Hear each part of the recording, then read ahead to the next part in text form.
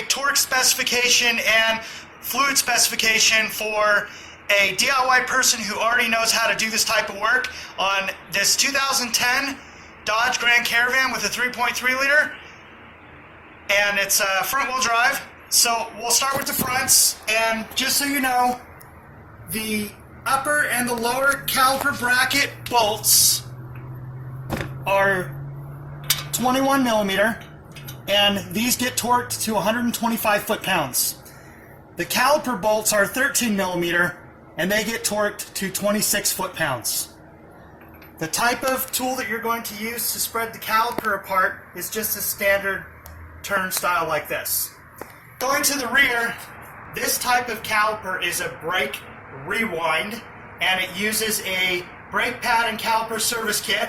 And these rear calipers, you turn them clockwise, so you turn to the right as you're tightening them with your caliper service brake rewind toolkit.